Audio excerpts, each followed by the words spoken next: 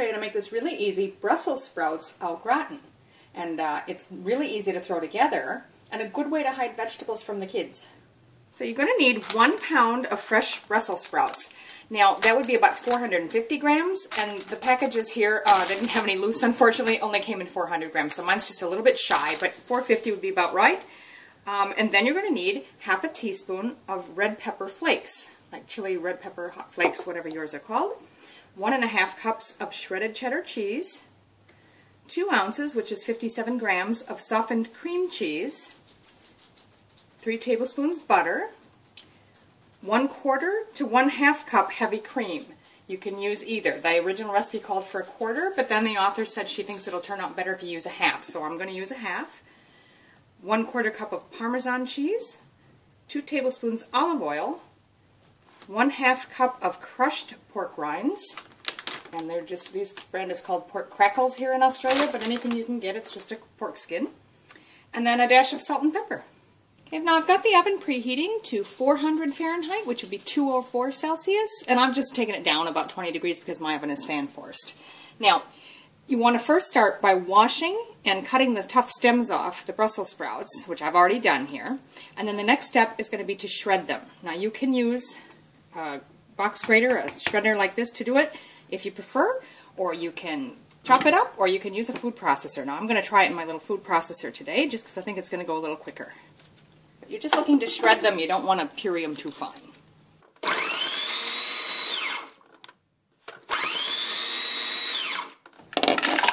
I'm just going to dump that out and then pick out any that are still too big and put them back through.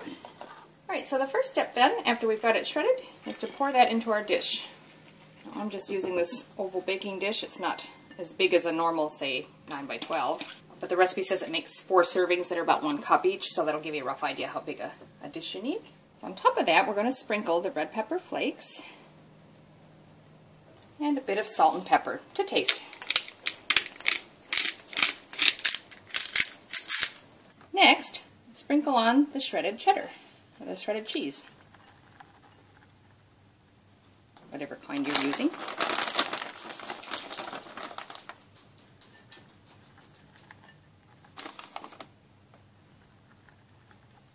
Now I'm just going to gently mix the cheese down into the sprouts a bit, so just stir it up a little bit so it's not all laying on top.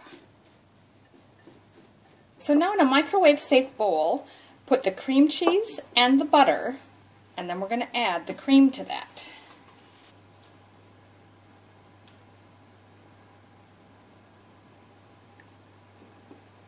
Now we're just going to put this in the microwave and cook it for a few seconds at a time. I'm going to go maybe 10-second increments, just until you can stir it together into a thick sauce. Now we're just going to pour this over our sprout mixture. And then we'll stir it in well.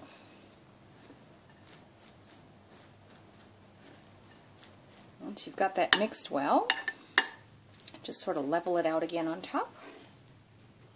Now in another microwave safe bowl, we're just going to mix our olive oil,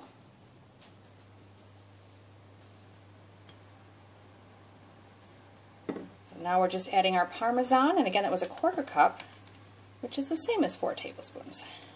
Now I'm just going to mix that together a little bit, and then we're going to put that in the microwave a few seconds at a time too, just to sort of melt it together. So this only took about 20 seconds for me. So what you're going to want to do with this now is just sort of dot it on top of the dish. Just sort of lightly go across the top. Just drop it in little blobs here and there. Now we just want to crush a handful of the pork rinds, because we need about 1/2 cup of crushed pork rinds. You can put that back in the food processor if you like, or just put them in a plastic bag and bang it with your rolling pin. And now you're just going to sprinkle those on top, all evenly over the dish.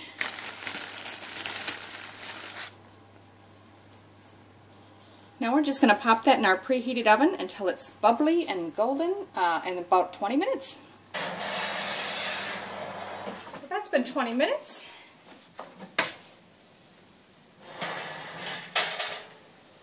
There you can see it's nice and bubbly and golden on top, so I'm going to go ahead and pull that out. So there you have it, Brussels sprouts au gratin, a nice low-carb side dish. And an easy way to hide Brussels sprouts from people who think they don't like them, because this is really tasty.